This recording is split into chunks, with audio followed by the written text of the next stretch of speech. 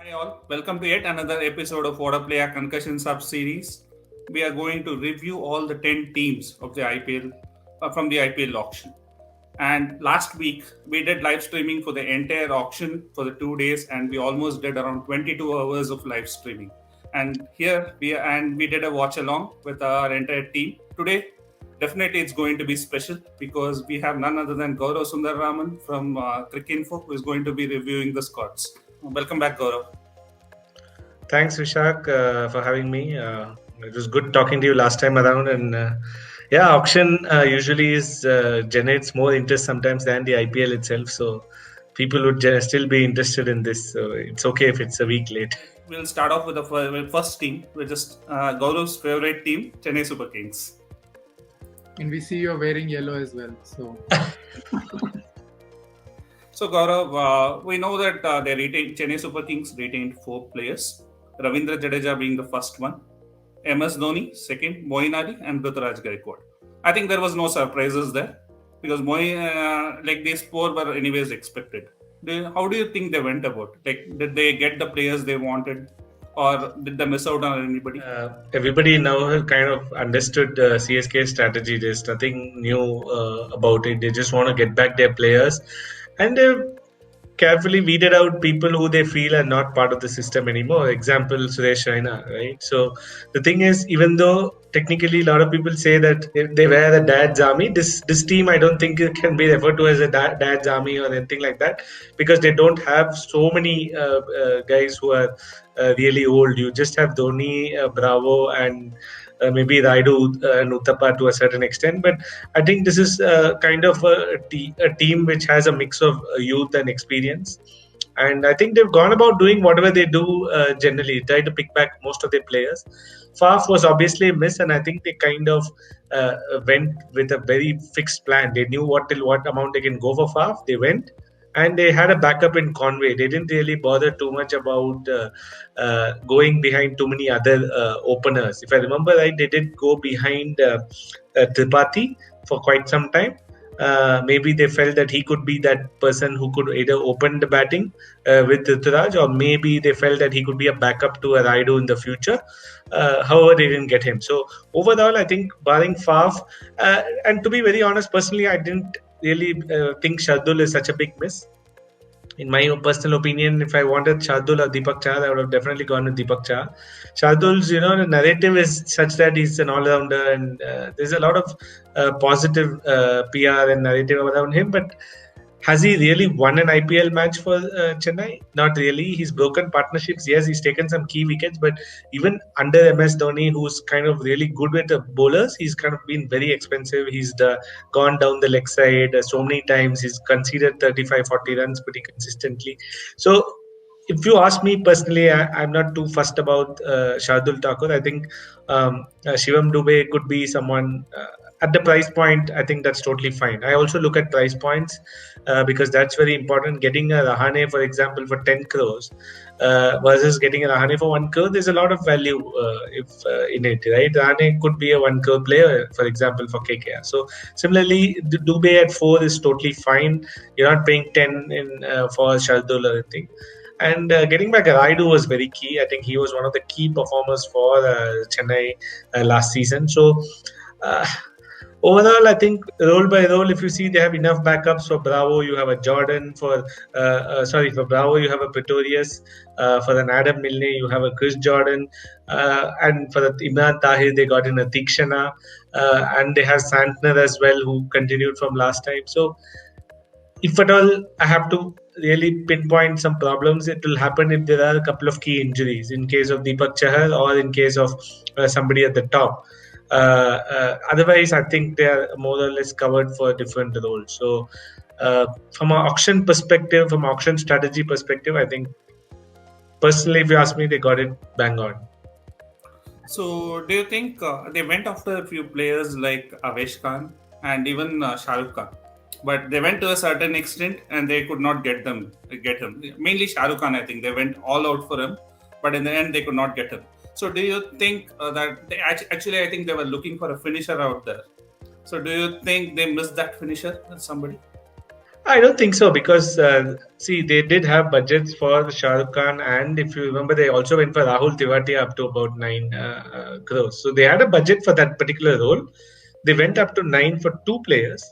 At the end, they had to settle with someone for 4 crores, which is Shivam Dubey, right? Yes, you want to get Shah Rukh Khan. You tried local boy as well, but from a CSK perspective, I don't think it's such a big miss because they bat till 10. Literally now, Adam Milne also can really hit the ball. Pretorius is very handy with the bat as well. If you count, Chris Jordan can bat.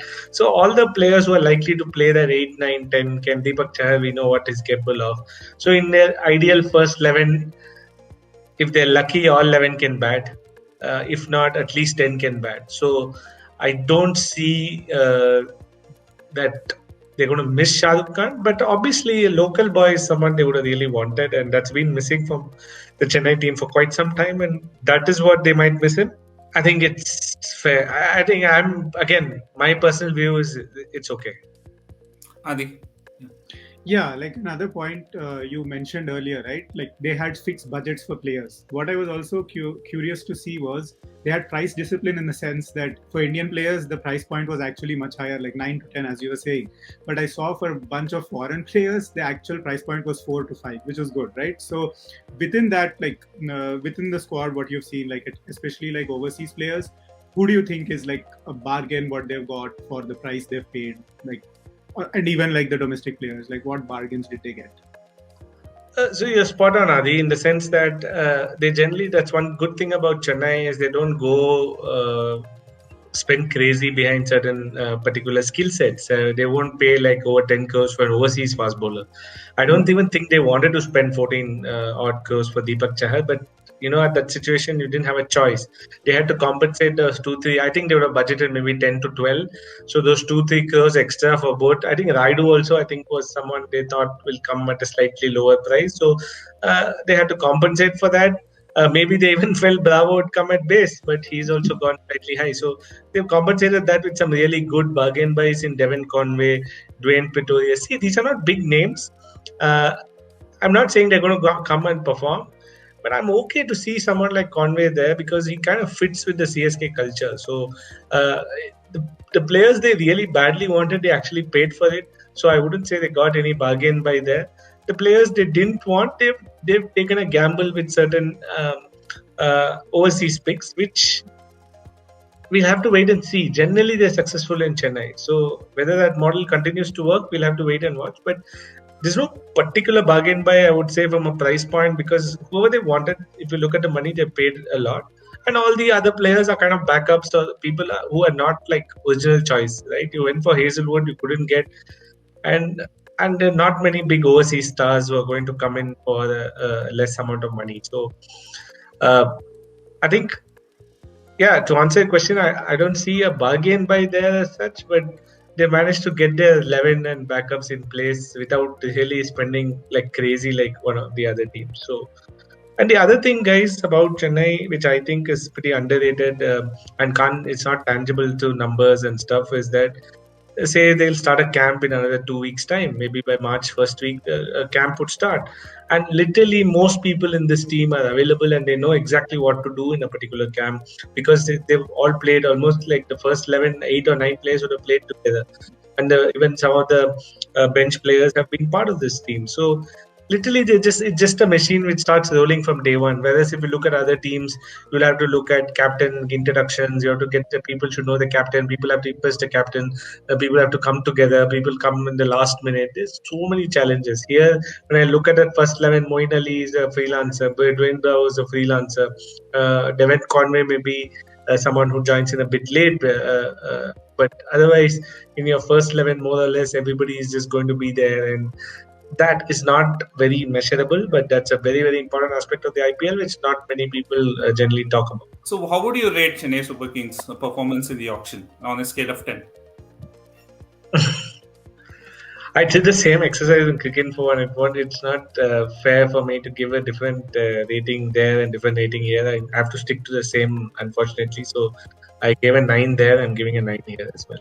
So, is it because it's your favorite team or you feel they did well? No, from an auction strategy point of view, I think I have certain tick boxes which I look out during an auction strategy in terms of backups, in terms of squad depth, in terms of availability. Yes, you don't have some superstar, but it's not they already had a core, so they don't need to go behind these superstars. So from a pure auction strategy point, this doesn't mean they're going to qualify to the playoffs. It has nothing to do with performance on the field, but they've given themselves a good chance for success. And I think I just look at roles, skill sets, backups, availability, first 11s, enough bowling options, team balance. These are things I look and kind of Chennai ticks the boxes in most of those aspects. Perfect. So now, if you can let us know, like, who do you think will be in the main playing 11? Like, I think 7 or 8 are kind of fixed to that Yeah. point. So if we can go through the motions with this, then we can like look at your playing 11 and see how it shapes up. Yeah, I think Ruturaj and Devon Conway. Hmm. Then you have Moeen Ali, Jadeja, Bravo, Raidu, Dhoni, kind of in whichever batting order based on the situation. Right. So will you play both Uttapa and Raidu? No, I don't have Uttapa in my team. Okay. Ali, Raidu, Jadeja, Dhoni, Bravo. Because Uttapa did well last time, right? When he got I limited know, but chances. I don't see a spot for him unless Conway is not available. It's a direct replacement. I'll open with maybe Robin Udapa. That's fine. But I would like to give Conway that opportunity, right left combo. And he seems like a typical CSK player for some reason. I don't know, but just feels that way. So. Yeah, Bravo Deepak Chahar comes in there. Shivam Dubey, I think, have to be above Deepak Chahar. Yeah, Um, definitely. he walks in as well. So that's kind of how many do we have? Like 10 Two slots more now. spots. Two more spots left. Am I missing someone? Yeah, one more foreigner. Adam Milne obviously comes in. For the fourth overseas slot. So this is how I look at it, guys. So you have these 10 kind of pick themselves. If Milne is not there, you can always go with Jordan. If Bravo is not there, you can go with Pretoria. So that's not a big deal. Now, based on conditions, I'll just pick the 11th. If you ask me if it's slightly spinning track, I'll go with Prashant Solanki. If you want another pace bowling option, I can go with Tushar Deshpande. I can also go with Hungrekar if I want some more all-rounder there.